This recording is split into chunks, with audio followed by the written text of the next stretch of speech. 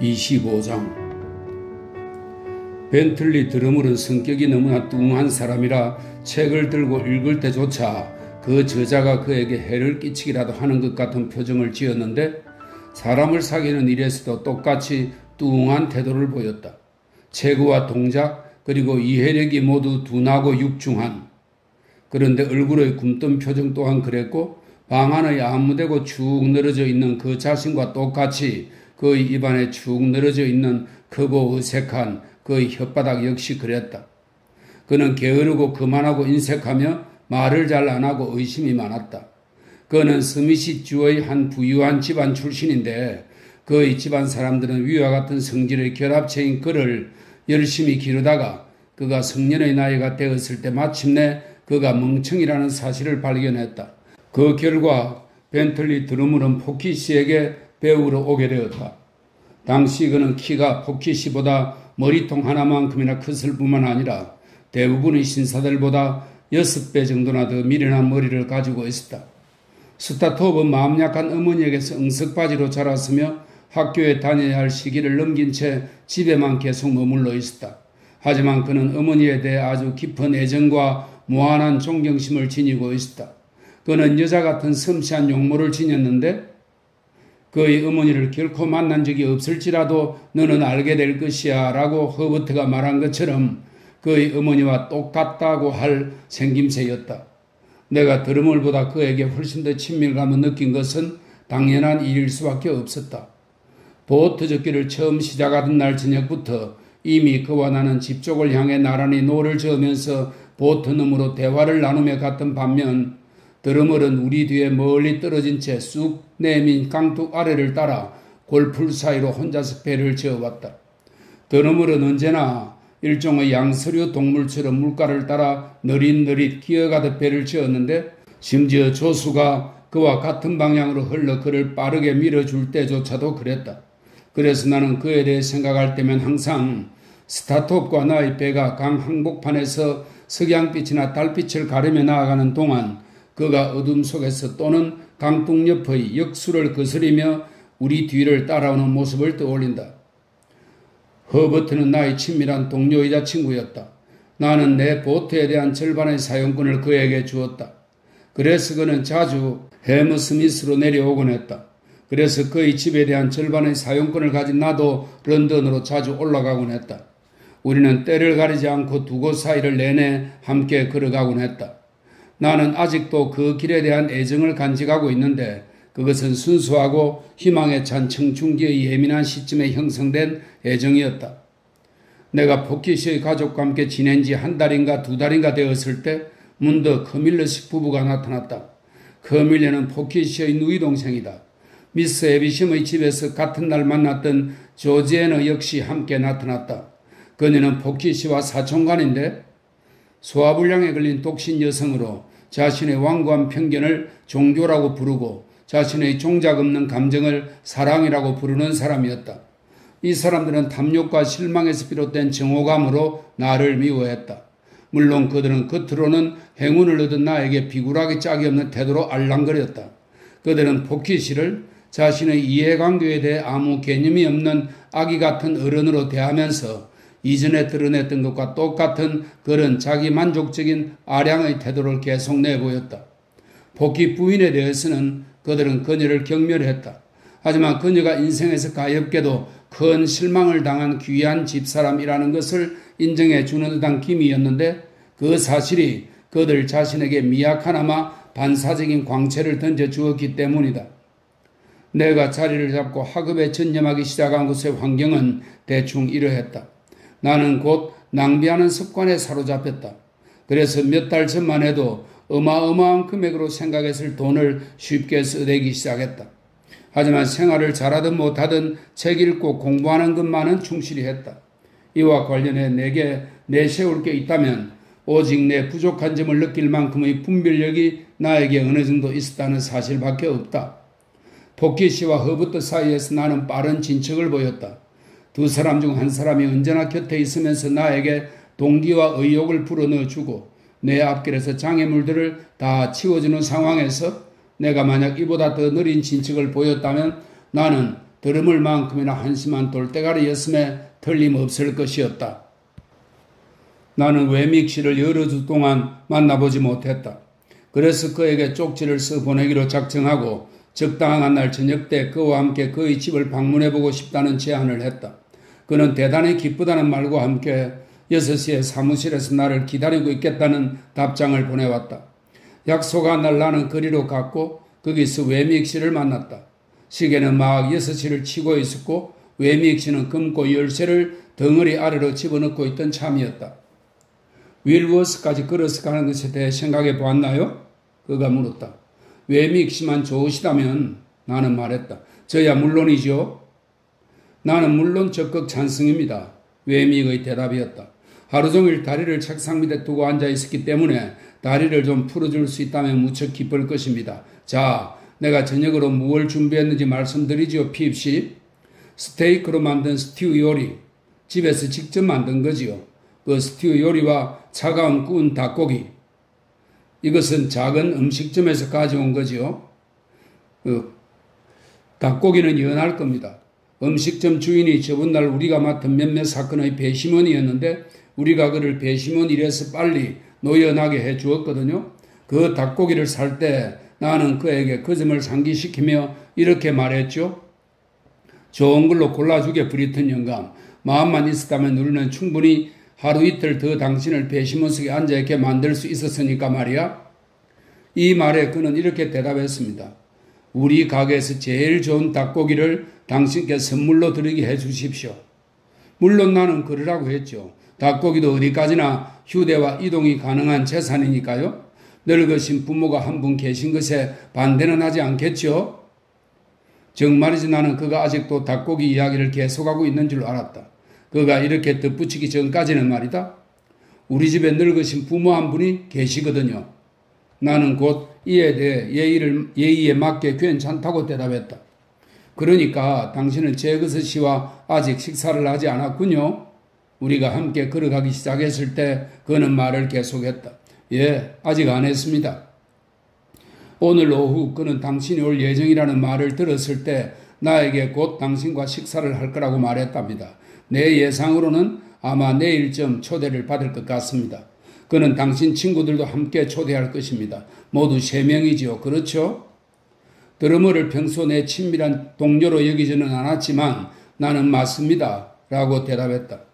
그러니까 그는 당신네 패거리 전부를 초청할 것입니다. 나는 패거리라는 말이 그다지 마음에 들지 않았다. 그리고 당신들에게 대접하는 게 무엇이든지 그는 좋은 것을 대접할 것입니다. 여러 가지 다양한 음식을 기대하지는 마세요. 하지만 질 좋은 훌륭한 음식을 드시게 될 것입니다. 그리고 그의 집에는 특이한 점이 외믹은 순간 말을 멈췄다. 그리고 마치 그 사이에 가정부를 언급하기라도 한 것처럼 다음과 같이 말을 이었다. 그것 말고도 또 하나 있죠. 그는 밤에 출입문이나 창문을 잠가 놓는 법이 결코 없답니다. 그의 집에 강도나 도둑이 전혀 들지 않는다는 건가요? 바로 그거죠. 외믹은 대답했다. 그는 공공연하게 이렇게 말한답니다. 내 집에 도둑질을 하러 오는 자를 한번 보고 싶다고 말입니다. 아, 맹세코 우리 건물의 입구 쪽 사무실에서 그가 진짜 밤 도둑들한테 이렇게 말하는 걸 내가 들은 걸로 치면 아마 100번은 좋게 될 것입니다. 니놈들은 내가 어디 사는지 알고 있잖아. 자, 우리 집은 빗장 같은 건 전혀 질러놓지 않는다네. 어때? 우리 집에 와서 한바탕 틀어보지 않으려나? 자, 어서 한번 해보라니까. 그런데 말이요, 핍씨. 아무리 꼬덕여도 그놈들 중 한 놈도 감히 시도해볼 엄두를 내지 못한다오. 제거스씨가 그 정도로 두려운가요? 나는 말했다. 그럼요. 두렵고 말고요. 외믹은 말했다. 정말이지 그들은 그를 두려워한답니다. 물론 그들한테 해보라고 도전하면서 그는 교활한 수를 쓰긴 하지요. 언제 식기 같은 것은 하나도 없고 숟가락도 모두 브리타니아 금속재밖에 없거든요. 핍씨. 이 브리타니아 금속은 주석과 구리와 안티몬의 합금으로 광을 내면 은처럼 보여 값싼 은 대용품으로 늘 당시 널리 쓰인 철제라고 합니다. 그러니까 그들은 별로 소득이 없겠군요. 나는 말했다. 설령 그들이 그의 집을 그럼요. 하지만 제거스 씨가 얻게 될 소득은 크지요. 외믹은 내 말을 가로막으며 말했다. 그리고 그들도 그걸 알고 있답니다. 그는 그들의 생사 여탈꾼을 쥐게 되는 거지요. 수십 명의 생사를 말이에요. 그는 얻을 수 있는 것을 모두 얻게 되는 것이죠. 그가 마음만 먹으면 얻지 못할 것이 없다고 말해도 틀림없을 것입니다. 나는 내 후견인의 위대함에 대한 생각에 깊이 빠져들었다. 그런데 그때 웨믹이 말했다. 언제 식기가 없는 것에 대해 말하자면 아시다시피 그건 그의 타고난 깊이를 말해주는 것일 뿐이랍니다. 강이 자기 본래의 깊이를 가지고 있듯이 그도 타고난 자신의 깊이를 지니고 있답니다. 그의 시계줄을 한번 들어봅시다. 그건 정말로 진짜지요? 아주 굵직해 보이던데요? 나는 말했다. 굵직하다고요? 웨믹이 되풀이해 말했다. 나도 같은 생각입니다. 그런데 그의 시계는 시간 알림 장치가 있는 금으로 된 회중시계로 돈으로 치면 100파운드의 가치가 있는 것이랍니다. 핍시, 이 도시에는 그 시계에 대해 모든 것을 알고 있는 도둑들이 약 700명은 된답니다. 그들은 그 시계줄의 가장 작은 고리조차도 알아볼 수 있죠. 하지만 남자든 여자든 아이든 어른이든 그들은 한 사람도 예외 없이 모두 가령 어쩌다 잘못 속아서 그 시계줄에 손을 대게 되었을 때 뜨거운 불덩이라도 되는 것처럼 곧장 그걸 떨어뜨리고 말 것입니다. 처음에는 그와 같은 대화를 하면서 그리고 나중에는 좀 더 일반적인 성격의 대화를 하면서 웨믹 씨와 나는 도중의 심심함과 시간을 잊으며 걸어갔다. 그러다가 문득 웨믹 씨가 윌위스 지구에 도착했다고 나에게 알려주었다. 그곳은 어두운 좁은 길과 도랑 그리고 자그마한 정원들의 집합체처럼 보였으며 다소 따분하고 한적한 느낌을 주는 곳이었다. 웨믹 씨의 집은 여러 구역의 정원 한가운데 위치한 자그마한 목조 주택이었는데 집의 꼭대기가 마치 대포를 설치한 포대 모양으로 다듬어지고 페인트 칠되어 있었다. 내가 직접 지은 집이랍니다. 웨믹이 말했다. 예쁘지요? 안 그래요? 나는 집을 크게 칭찬했다. 내 생각에 일찍이 내가 본 가운데 가장 작은 집이었다. 더없이 기묘한 고딕식 창문들이 달려 있었고 출입문도 고딕식이었는데 너무나 작아서 사람이 거의 들어갈 수 없을 정도였다. 저건 진짜 깃대랍니다. 보세요. 웨믹은 말했다. 일요일마다 나는 진짜 깃발을 거기에 개양해 놓죠. 그리고 여길 보세요. 이 다리를 건너고 나면 나는 그걸 끌어올려 놓는답니다. 이렇게. 그래서 외부와의 연결을 차단해버리죠. 다리는 두꺼운 판자 하나로 되어 있었는데 폭이 약 120cm에 깊이가 약 60cm 정도 되는 고랑 위에 가로놓여 있었다. 하지만 그가 즐거운 듯이 그리고 기계적인 것이 아닌 진짜 미소를 지으면서 자랑스럽게 그 다리를 끌어올려서 고정해 놓는 모습을 보는 것은 매우 유쾌한 일이었다. 그리니치 시각으로 매일 저녁 9시가 되면 웨믹은 말했다. 대포를 발사한답니다. 저기 있습니다. 보세요. 발사되는 소리를 들으면 아마 제법 귀청 때리는 놈이라고 말할 겁니다. 그가 언급한 병기는 격자무늬 양식으로 축조된 독립된 요새 위에 설치되어 있었다. 비바람으로부터 보호하기 위해 교묘하게 만든 작은 방수포 차단막이 우산처럼 위에 쳐져 있었다. 그리고 집 뒤에는 웨믹은 말했다. 요새처럼 보이는 느낌을 망치지 않도록 눈에 안 띄는 곳에 왜냐하면 어떤 생각이 있으면 그것을 실행하고 계속 유지해 나간다라는 것이 내 원칙이거든요. 당신도 그럴지는 모르겠습니다만 나는 나 역시 분명히 그렇다고 말했다. 집 뒤에는 돼지 한 마리하고 닭과 토끼들이 있답니다. 그리고 나는 또 재배용 나무틀을 직접 만들어 세워서 오이 등을 기른답니다. 저녁 식사 때 당신은 내가 샐러드용 야채로 어떤 것들을 기르는지 알 수 있을 겁니다. 웨믹은 다시 미소를 지으며 하지만 동시에 진지한 태도로 고개를 흔들며 말을 계속했다. 따라서 핍시 만약 이 작은 곳이 포위 공격을 받고 있다고 가정할 때 식량에 관한 한 이곳은 엄청나게 오랫동안 버틸 것입니다. 그러고 난 뒤 그는 정자가 있는 곳으로 안내했는데 10m 정도밖에 떨어지지 않은 곳이었지만 다가가는 그 길이 너무나 정교하게 꼬불꼬불 휘어져 있어서 아주 오랜 시간이 걸렸어야 그곳에 도착할 수 있었다. 이 한적한 자리에는 술잔이 이미 놓여 있었다. 그리고 장식용으로 파놓은 호수 속에는 펀치가 차갑게 담겨 있었는데 정자는 이 호수의 가장자리에 세워져 있었다. 원형 모양의 이 호수는 한가운데에 저녁 식사용 샐러드 정도의 크기밖에 안 될 작은 섬이 하나 있었으며 외믹이 만들어 놓은 분수도 그 안에 있어서 자그마한 물레방아 같은 것을 작동시키고 수도관에서 코르크를 빼면 아주 힘차게 물이 뿜어져 나와 손등을 꽤 적게 했다. 나는 기술자이자 목수이자 배관공이자 정원사이자 만능 일꾼으로 모든 것을 내가 직접 한답니다. 외믹은 내 칭찬의 말에 고맙다고 하면서 말했다. 글쎄요, 아시다시피 그렇게 하는 것은 나한테 유익하답니다. 그럼으로써 뉴게이트의 거미줄을 털어버릴 수도 있고 또 노인장도 기쁘게 해드릴 수 있거든요. 노인장께 곧바로 소개를 해드리고 싶은데 괜찮겠는지요? 뭐 어려운 일은 아닐 것입니다. 나는 언제든지 괜찮다는 뜻을 진심으로 표현했고 우리는 성 안으로 들어갔다. 거기서 우리는 플라넬 상의를 입은 아주 늙은 노인이 난로가에 앉아있는 것을 보았다. 말끔한 차림에 명랑하고 편안해 보이며 보살핌을 잘 받는 듯한 모습이었지만 귀가 심하게 먹은 노인이었다. 자, 아버님. 외믹은 다정하면서도 익살맞은 방식으로 노인과 악수를 나누며 말했다. 안녕하셨는지요? 그래, 괜찮다 좀, 괜찮아. 노인은 대답했다. 여기는 피입시입니다, 아버님. 외믹은 말했다. 아버님께서 그 이름을 들을 수 있으면 참 좋을 텐데. 자, 피입시. 아버님에게 고개를 계속 끄덕거려 주세요. 그러면 좋아하신답니다. 괜찮으시다면 고개를 계속 끄덕거려 주세요. 윙크하듯이 말입니다. 여긴 우리 아들의 훌륭한 집이라고 선생. 내가 가능한 한 열심히 고개를 끄덕거리고 있을 때 노인이 큰 소리로 외쳤다. 여긴 근사한 유원지와 같다고 선생. 이 장소와 이곳의 아름다운 여러 건축물들은 우리 아들이 죽은 뒤에 국가에 의해 모두 보존되어야 해요. 사람들이 즐길 수 있도록 말이에요.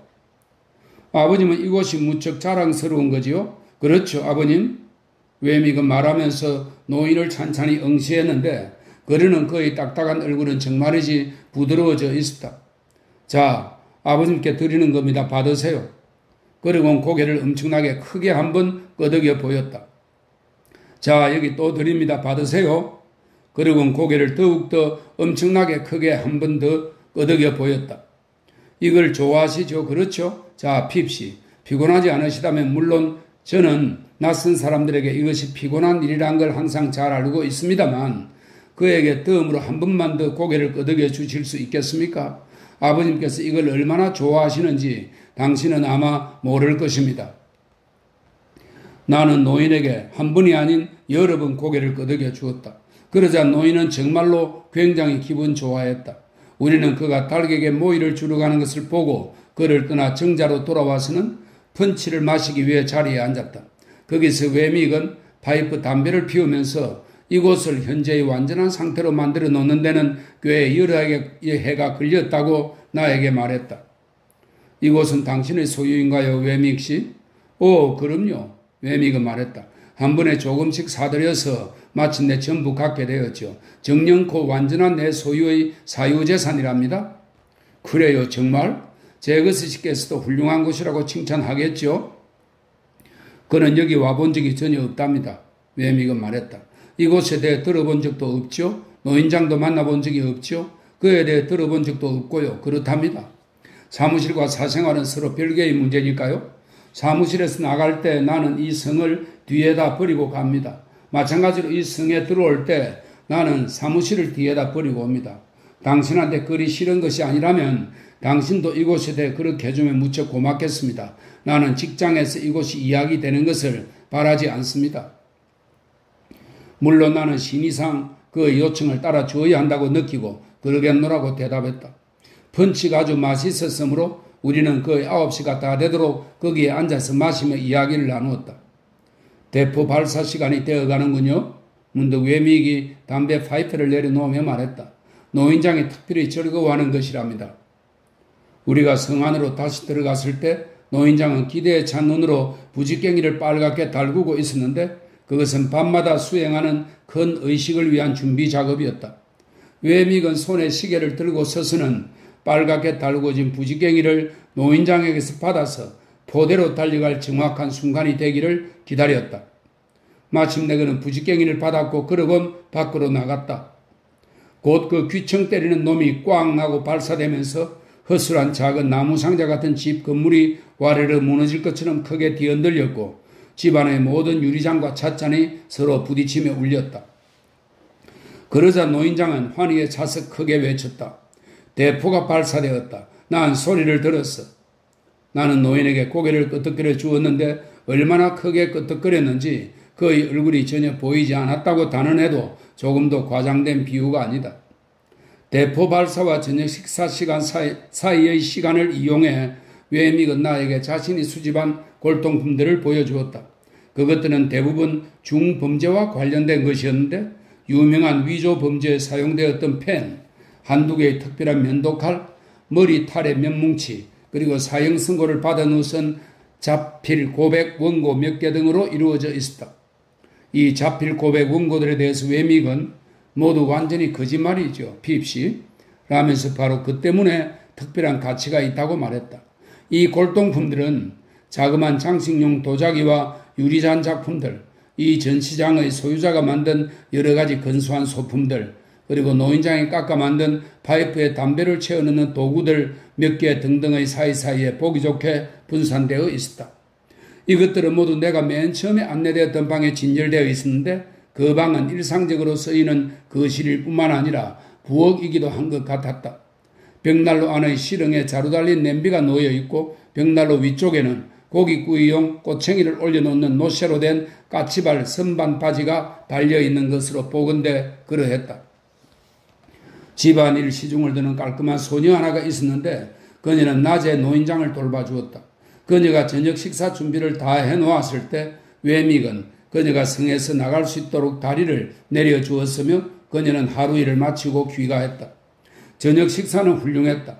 비록 상한 호두 같은 맛이 느껴질 정도로 성이 건조하고 부패된 기미를 보였는데 그리고 돼지가 좀 더 멀리 떨어져 있었으면 좋았을 테지만 나는 그날 받은 모든 대접을 진정으로 즐겼다.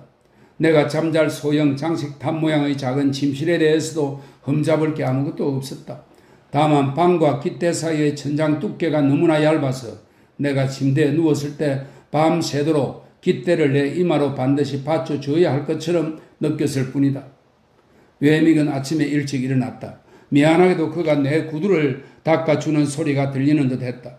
그러고 난 뒤 그는 정원으로 나가 일을 시작했는데 고딕풍의 내 침실 창문을 통해 그가 노인장에게 일을 시키는 척 하면서 아주 효성 깊은 태도로 고개를 끄덕여주는 모습이 보였다.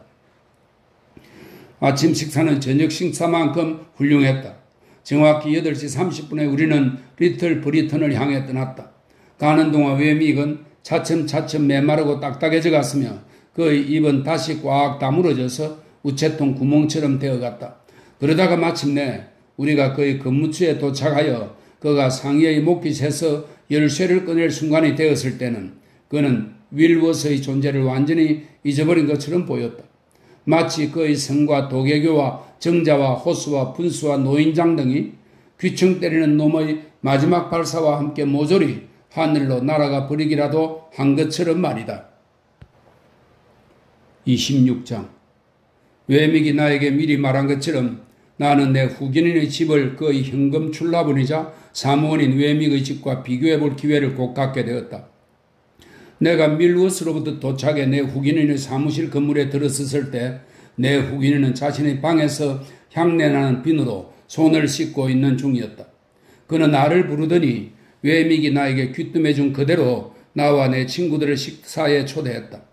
아무런 격식도 차릴 필요 없고 그는 단서조항을 밝혔다. 만찬복도 입을 필요 없네. 그저 내일 저녁에 보세. 나는 그에게 우리가 어디로 찾아가야 하느냐고 물었다. 그러자 그는 이리로 오게. 그럼 내가 자네들을 데리고 집으로 가겠네. 라고만 대답했는데 그것은 무언가를 곧바로 인정한다든가 하는 것을 일반적으로 거부하는 그의 성향 때문이었다고 믿는다. 이 기회를 빌려 나는 그가 자신의 의뢰인들을 내보낼 때면 마치 외과 의사나 치과 의사처럼 손을 씻곤 한다는 사실을 말해두고자 한다.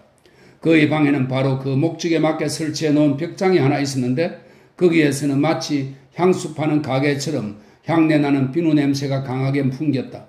벽장문 안쪽에 달린 롤러에는 유별나게 커다란 잭 타월이 걸려 있었으며 경범죄 재판소에서 돌아오거나 의뢰인을 방에서 내보내거나 할 때마다 그는 두 손을 씻은 다음 그것들을 이 수건에다 닦고 말리는 것이었다. 다음날 6시에 나와 내 친구들이 그의 사무실에 도착했을 때 그는 그날 보통 때보다 한층 더 험악한 성격의 사건을 다루었던 것처럼 보였다. 왜냐하면 우리는 그가 이 벽장에 머리를 밀어넣은 채 손만 씻는 게 아니라 세면도 하고 양치질까지 하는 것을 보았기 때문이다. 그리고 그 모든 것을 다 마친 뒤 잭 타워를 전부 다 돌려가며 닦고 났을 때조차 그는 주머니 칼을 꺼내서 한참 동안 손톱에서 사건의 잔재를 긁어내고 난 뒤에야 비로소 상의를 입고 나갈 준비를 했다. 우리가 거리로 나갔을 때 여느 때처럼 사람들이 주변을 살금살금 걸어 다니고 있었다. 그들은 제거스 씨와 이야기하고 싶은 열망을 역력히 드러냈지만 제거스 씨를 둘러싸고 있는 비누 향내의 후광에는 무언가 너무나 단호한 것이 어려 있어서 그들은 그날의 희망을 포기하고 말았다.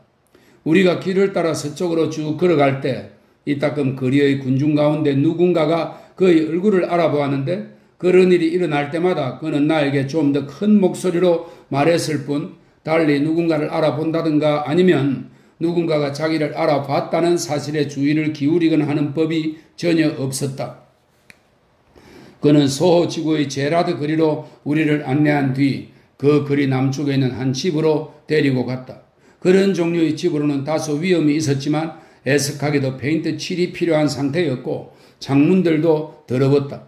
그가 열쇠를 꺼내서 문을 열었고 우리는 모두 돌로 된 현관으로 들어갔다. 가구나 장식 따위가 없고 어두컴컴하며 거의 사용되지 않는 현관 같았다. 이어서 우리는 2층에 있는 3개의 연속된 암갈색 방으로 통하는 암갈색 청계를 따라 올라갔다. 판자를 댄 벽에는 둥근 화환들이 조각으로 장식되어 있었는데 그가 그 사이에 서서 우리를 환영한다고 말할 때 그 화환들이 나에게 생각나게 한 올가미가 어떤 것이었는지 나는 잘 기억하고 있다.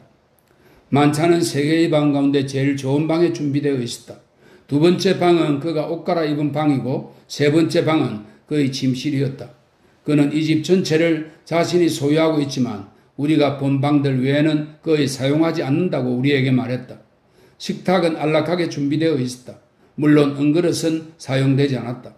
그의 의자 옆에는 널찍한 회전식 식품 선반대가 있었고 그 위에는 여러 가지 술병과 유리병을 비롯해 디저트로 먹을 과일 접시 4개 등이 놓여 있었다. 나는 처음부터 끝까지 그가 모든 걸 자신의 손이 닿는 곳에 두고서 모든 걸 자신이 직접 나누어 주는 것을 알아차렸다. 방 안에는 책장이 하나 있었다. 나는 책 등을 보고 그것들이 증거, 형법, 범죄자의 생애, 재판, 법령 등등에 관한 책들이라는 것을 알 수 있었다. 가구는 그의 시계줄처럼 모두 아주 견고하고 좋았다. 하지만 사무적인 느낌이 강했고 단순히 장식적인 면은 조금도 보이지 않았다. 한 구석에는 갓을 씌운 등과 서류들이 놓인 작은 책상이 하나 있었다. 그런 점에 있어서도 그는 사무실의 일을 집으로 가지고 와서 저녁 때 그걸 꺼내놓고는 일에 몰두하곤 하는 것처럼 보였다. 그 순간까지 그는 나의 새 동료를 거의 제대로 살펴보지 못했다. 왜냐하면 그는 나와 함께 앞서서 걸어갔기 때문이다. 그는 이제 가정부를 부르는 종을 울린 다음 벽난로 앞 양탄자에 서서는 그들을 유심히 살펴보기 시작했다. 놀랍게도 그는 즉시 전적으로는 아니지만 주로 드러머에게 관심이 쏠리는 것처럼 보였다. 핍. 그는 커다란 손을 내 어깨에 얹고는 나를 창가로 이끌면서 말했다. 나는 누가 누군지 잘 모르겠네. 저 거미는 누군가? 거미라뇨? 나는 말했다. 저 축 늘어지고 부스럼 딱지 같은 뚱한 표정의 친구 말일세. 아, 그건 벤틀리 드러머입니다. 나는 대답했다. 얼굴이 섬세하게 생긴 친구는 스타톱이고요. 그는 얼굴이 섬세하게 생긴 친구에 대해서는 조금도 아랑곳하지 않은 채 다음과 같이 대꾸했다. 벤틀리 드러머이 그 이름이라고? 그래, 저 친구 얼굴이 마음에 드는군. 그는 곧바로 드러머과 이야기를 나누기 시작했는데 굼뜨고 마지못한 듯이 대답하는 드러머의 태도에 조금도 좌절하는 기색도 없이 오히려 그런 태도에 자극받아 그에게서 대화를 쥐어짜내는 것을 즐기는 것처럼 보였다. 내가 이들 2사람을 바라보고 있을 때 문득 2사람 사이로 가정부가 식탁에 놓을 첫 번째 요리를 들고 나타났다. 그녀는 내 짐작에 한 40살 정도 돼 보였다. 하지만 내가 그녀를 실제보다 젊게 보았는지도 모른다. 그녀는 키가 다소 큰 편이고 유연하고 민첩한 몸매에 얼굴이 몹시 창백했으며 커다란 두 눈에는 광채가 없었고 풍성한 머리카락을 치렁치렁 늘어뜨리고 있었다. 무슨 심장질환 같은 것에 걸렸는지는 모르겠지만 그녀는 숨이 가쁜 듯이 입술을 벌리고 있었고 얼굴은 갑작스레 서두르며 당황한 듯한 묘한 표정을 띠고 있었다. 분명히 기억하는 바 나는 그 하루인가 이틀인가 전에 극장에 가서 맥베스를 관람했더랬는데 그녀의 얼굴은 바로 극장에서 본 마녀들의 가마솥에서 솟아오르는 얼굴들 같이 마치 불길 섞인 공기에 의해 온통 달아오르기라도 한 것처럼 보였다. 가정부는 유리를 담은 접시를 식탁에 내려놓고는 내 후견인의 팔을 손가락으로 가만히 건드림으로써 식사가 준비되었다는 것을 알렸다. 그러고는 사라졌다. 우리는 둥그런 식탁에 자리를 잡고 앉았다. 내 후견인은 드러머를 자기의 한쪽 옆에 앉히고 스타트업은 다른 쪽에 앉도록 했다. 가정부가 식탁에 내려놓고 간 것은 훌륭한 생선 요리였다. 그 후 우리는 마찬가지로 질이 좋은 양고기 한 토막씩을 먹었으며 그 다음에 역시 질이 좋은 닭고기 요리를 먹었다. 소스와 포도주 등 부차적으로 필요한 다른 것들은 모두 최상의 것들로 우리의 주인에 의해 거의 회전식 식품 선반대로부터 제공되었다. 그리고 그것들이 식탁을 한 바퀴 돌고 오면 그는 그것들을 항상 식품 선반대에 다시 올려놓았다. 그와 비슷한 방식으로 그는 식사의 각 과정마다 깨끗한 접시와 칼과 포크를 우리에게 나눠주었으며 바로 직전에 쓰고 난 접시들은 그의 의자 옆바닥에 있는 두 개의 바구니 속에다 집어넣었다. 가정부 말고는 시중드는 사람이 아무도 나타나지 않았다. 가정부 혼자 모든 요리를 가져다가 내려놓았고 그때마다 나는 그녀의 얼굴에서 마녀들의 가마솥에서 솟아오르는 얼굴을 떠올렸다.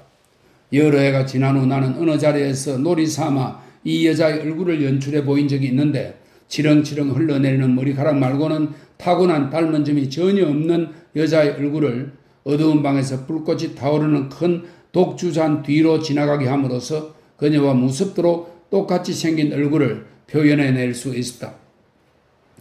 그녀 자신의 인상적인 외모와 외미의 사정 귀뜸으로 가정부를 특별히 주목하게 된 나는 다음과 같은 것을 알아차렸다.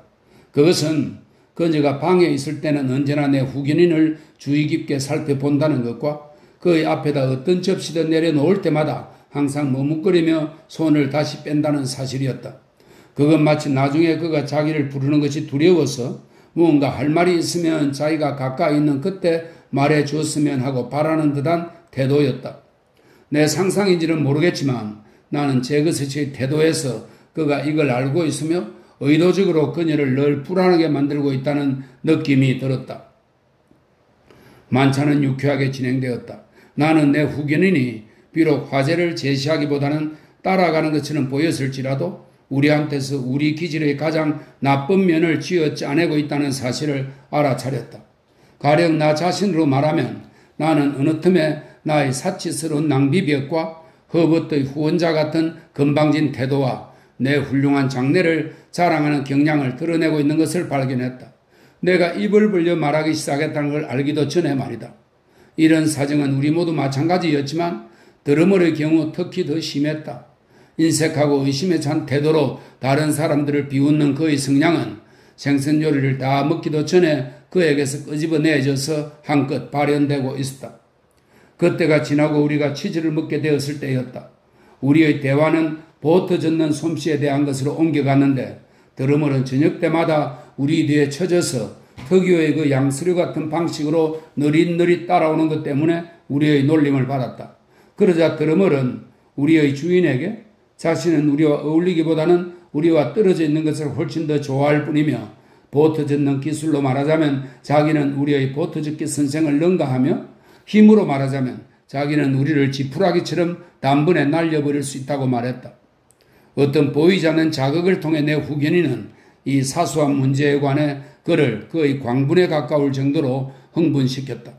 그래서 그는 팔을 걷어붙이고 그 굵기를 재는 등 자기 팔이 얼마나 억센지 자랑하기 시작했고 결국 우리 모두 각자의 팔을 걷어붙이고 굵기를 재면서 서로 다투는 우스꽝스러운 장면을 연출하기에 이르렀다. 마침 그때 가정부는 식탁을 치우고 있었고 내 후견인은 그녀에게 아무런 주의도 기울이지 않고 그녀한테서 얼굴을 옆으로 돌린 채 의자에 깊숙이 기대 앉아서 집게 손가락을 물어뜯으며 나로서는 도무지 설명할 길 없는 깊은 관심을 가지고 드러머를 바라보고 있었다. 갑자기 그는 자신의 커다란 손으로 막 식탁을 가로질러 내뻗고 있는 가정부의 손위를 휙 내리덮쳐 그녀의 손을 덫처럼 철썩 붙잡았다. 그 이 동작이 너무나 갑작스럽고 매서웠기 때문에 우리는 모두 바보 같은 그 다툼을 뚝 멈추고 말았다. 자네들이 힘에 대해 어쩌고 저쩌고 하는데 제거스 씨는 말했다. 나야말로 자네들에게 손목을 하나 보여주겠네. 몰리, 저 친구들에게 내 손목을 보여주어라. 꽉 붙잡힌 그녀의 손은 식탁 위에 그대로 있었다. 하지만 다른 손은 이미 허리 뒤로 감춰져 있었다. 주인님, 그녀는 주의 깊고 간청하는 시선으로 그를 응시하며 낮은 목소리로 말했다. 그러지 마세요. 나야말로 자네들에게 손목을 하나 보여주겠네. 제거스 씨는 꼭 그러고 말겠다는 요지부동의 태도로 반복하여 말했다. 몰리, 저 친구들에게 너의 손목을 보여주라니까? 주인님, 그녀는 다시 중얼거렸듯 말했다. 제발. 몰리. 제거스 씨는 그녀를 쳐다보지 않고 방의 반대편을 고집스럽게 바라보며 말했다. 저 친구들에게 너의 손목을 양쪽 다 보여주라. 보여주란 말이야. 어서. 그는 그녀의 손에서 자기 손을 뗀 다음 그녀의 손목을 식탁 위에다 올려놓았다. 그녀는 허리대에 감추었던 다른 손을 내밀었다. 그러곤 두 손목을 나란히 올려놓았다. 나중에 내민 손목은 아주 흉하게 손상된 모습이었다. 깊은 흉터가 어지럽게 교차되어 있는 손목이었다. 손목을 내밀고 난 뒤 그녀는 제거스에게서 시선을 거두더니 우리들을 한 사람씩 차례로 돌아가며 날카롭게 바라보았다. 바로 여기에 힘이 있다네. 제거스 씨는 집게 손가락으로 냉정하게 그녀의 손목 힘줄을 따라 그으며 말했다. 이 여자의 손목 힘만한 힘을 가진 남자는 거의 없을 걸세. 이 소나기에 쥐는 힘이 그야말로 얼마나 억센지 놀라울 따름이 나네. 수많은 사람들의 손을 살펴볼 기회가 나에게 있었지만 소나기 힘에 관한 한 남자건 여자건 이 손보다 더 강한 손은 결코 본 적이 없네. 그가 느긋한 빗병조의 이런 말을 하는 동안 그녀는 앉아있는 우리들을 계속해서 한 사람씩 규칙적으로 돌아가며 바라보았다. 그러더니 그가 말을 마치자마자 다시 그를 바라보았다. 이제 됐다 몰리. 제거스 씨는 그녀에게 고개를 살짝 끄덕여 보이며 말했다. 너는 찬사를 받았다. 이제 가도 된다. 그녀는 두 손을 거두어 들이고는 방에서 나갔다. 제거스 씨는 회전식 식품 선반대에서 포도주가 담긴 유리병들을 꺼내 식탁에 놓더니 자기 잔을 채운 다음 술병을 우리에게 돌렸다. 자, 젊은 친구들, 그는 말했다. 우린 9시 30분에는 헤어져야 하네. 그러니 부디 그때까지 최대한 즐기기 바라네. 자네들 모두 만나게 되어서 매우 기쁘네. 드러멀군, 자네를 위해 건배하겠네. 드러멀을 지목한 그의 목적이 그의 본색을 더욱더 드러내게 하기 위한 것이었다면 그것은 대성공이었다. 드러멀은 뚱하면서도 한껏 뻐기는 태도로 나머지 우리 세 세대 뒤틀린 경멸의 태도를 점점 더 불쾌하게 보이기 시작하더니 마침내는 도저히 용납할 수 없는 지경에 이르렀다. 이런 식으로 드러멀이 행동하는 내내 제거스 씨는 여전히 그 이상한 깊은 관심을 가지고 그를 계속 지켜보았다. 드러멀은 사실상 제거스 씨에게 포도주 맛을 더해주는 안주 역할을 하는 것 같았다. 아마도 그날 우리는 소년처럼 분별력 없이 술을 너무 많이 마셨던 것 같고 또 분명히 기억하건대 말을 너무 많이 했다. 우리는 특히 우리가 돈을 너무 헤프게 쓰댄다는 취지를 담은 드러멀의 야비한 조롱에 대해 크게 열을 냈다. 그로 인해 나는 분별력을 잃고 흥분하여 바로 한두 주일인가 전에 내가 보는 앞에서 스타터백에서 돈을 빌렸던 그가 그런 말을 하는 것은 비열한 억지라고 말하게 되었다. 그래서 드러멀은 내 말을 되받아쳤다. 곧 갚을 거야. 너가 갚지 않을 거라는 뜻이 아니야. 나는 말했다. 그런 걸 생각하면 너가 우리와 우리 돈에 대해 입을 다물고 있어야 한다고 여겨서 한 말이야.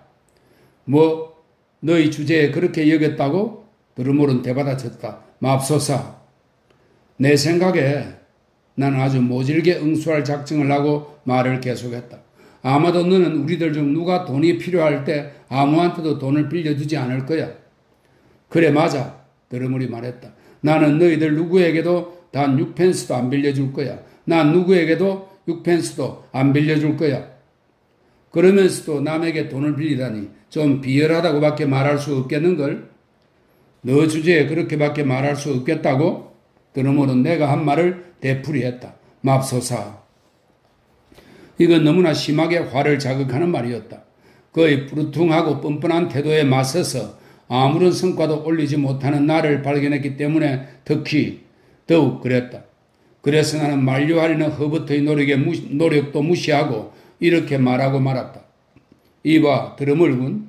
그 문제에 대해 이야기가 나왔으니 하는 말인데 자네가 스타톱에게서 돈을 빌렸을 때 여기 허버트와 내가 무슨 이야기를 했는지 내 말해주겠네. 거기 허버트와 너가 무슨 이야기를 했는지 나는 알고 싶지 않아. 드러물은 으르렁대듯 말했다. 그리고 내 생각에 그는 좀 더 낮게 으르렁대는 목소리로 우리 둘 다 떼져버리든지 꺼져버리든지 했으면 좋겠다고 덧붙이는 것 같았다. 하지만 너가 알고 싶든 말든 나는 말하고 말겠어. 나는 말했다. 우린 너가 돈을 빌리게 된 것을 아주 기뻐하며 호주머니에 그 돈을 집어넣을 때 스타톱이 돈을 빌려줄 만큼 마음 약한 것을 굉장히 재미있어 하는 것 같다고 이야기했어. 드러물은 와라 웃음을 터뜨렸다. 그리고 두 손을 호주머니에 넣고 둥그런 어깨를 치키 올린 채 우리 면전에 대고 계속 소리내 웃으며 앉아있었다. 그것은 내 말이 틀림없는 사실이며 그가 우리를 바보로 여기며 경멸한다는 사실을 노골적으로 드러내는 웃음이었다. 그러자 스타톱이 나서서 그를 상대하며 내가 보였던 것보다는 훨씬 점잖은 태도였지만 그에게 좀 더 상냥하게 굴라고 진지하게 충고했다. 스타톱은 활기차고 총명한 젊은이였던 반면 드러물은 정확히 그 반대편에 속했으므로 드러물은 항상 스타톱을 자신에 대한 직접적이고 개인적인 모욕으로서 불쾌하게 여기는 경향이 있었다. 그는 이제 거칠고 미련한 방식으로 스타톱에게 말대꾸를 했는데 스타톱은 언쟁을 피하기 위해 짧은 농담을 한마디 던져 우리를 모두 웃게 만들었다. 드러물은 그 하찮은 성공을 그 어떤 것보다도 더 불쾌하게 생각했는지 아무런 위협이나 경고도 없이 갑자기 주머니에서 두 손을 떼고는 치키 올렸던 둥그런 어깨를 늘어뜨리더니 욕설을 내뱉으며 큰 유리잔을 집어들어 자기 적수의 머리를 향해 막 던지려고 했다. 하지만 다행히도 유리잔을 막 들어올린 찰나 우리의 주인이 재빠르게 그것을 붙잡았다. 신사제군들, 제거스지는 조심스럽게 유리잔을 내려놓고는 굵직한 시계줄을 당겨 자신의 금시계를 꺼내들며 말했다. 참으로 유감스럽지만 9시 30분이 되었음을 알리지 않을 수 없다네. 이 암시를 받고 우리는 모두 떠나려고 일어섰다. 현관 출입문에 이르기도 전에 스타톱은 마치 아무런 일도 없었던 듯 명랑하게 드러물을 여복의 친구라고 부르고 있었다. 하지만 그 여복의 친구는 이에 호응할 마음이 전혀 없어서 해머 스미스까지 가는 동안 길의 같은 편에서 함께 걷는 것조차 거부했다. 그래서 그날 시내에 남아있기로 한 허버트와 나는 두 사람이 서로 반대편에 서서 거리를 따라 걸어가는 것을 보았다. 스타톱이 앞장서서 갔고 드러머는 저만치 뒤에 처진 채 가옥들의 그림자 속에서 느릿느릿 걸어갔다. 보트 젓기를 할 때 그러는 것과 똑같이 말이다. 현관문이 아직 닫히지 않았으므로 나는 잠깐 허버트를 거기 있게 하고 청계를 다시 뛰어 올라가 내 후견인과 한마디 나눌 수 있겠다고 생각했다. 나는 그가 벌써 장화로 잔뜩 둘러싸인 옷 갈아입는 방에서 우리를 떨쳐내기 위한 손 씻기에 열중하고 있는 것을 발견했다. 나는 그에게 오늘 저녁 불쾌한 일이 좀 발생한 것에 대해 무척 죄송하게 생각하며 그로 인해 그가 나를 너무 비난하지 않기를 바란다고 말하려고 다시 올라왔다고 말했다. 푸하! 그는 얼굴에 물을 끼얹고는 물방울이 튀는 사이로 말했다. 이건 아무 일도 아니라네, 피. 그래도 난 그 금이 친구가 마음에 드네. 그는 이제 나를 향해 돌아서서는 머리를 흔들고 숨을 뿜어대며 수건으로 얼굴을 닦고 있었다. 그가 마음에 든다니 기쁩니다, 제거스 씨. 나는 말했다. 하지만 저는 그를 싫어합니다. 물론 그렇겠지. 내 후견인은 맞장구를 치며 말했다. 그 친구가 너무 상대하지 말게. 가능한 한 그 친구를 멀리하도록 하게. 하지만 나는 그 친구가 마음에 든다네, 핍. 그는 영락없는 진품이야. 여보게, 내가 만약 점쟁이라면 수건 사이로 내다보던 그는 내 시선과 마주쳤다. 하지만 난 점쟁이가 아니지. 그는 긴 꽃줄 장식 같은 수건 속으로 머리를 다시 파묻고는 양쪽 귀를 싹싹 문질러 닦으며 말했다. 자네 내가 누군지 알지? 그렇지? 잘 가게 핍. 안녕히 계십시오 제거스씨. 그 후 한 달쯤 지나서 거미가 복희 씨와 지내는 시간은 영원히 끝나게 되어 그는 자기의 가족이 사는 곳으로 돌아갔다. 그리고 복희 부인을 제외한 집안 사람들은 모두 이를 크게 기뻐했다.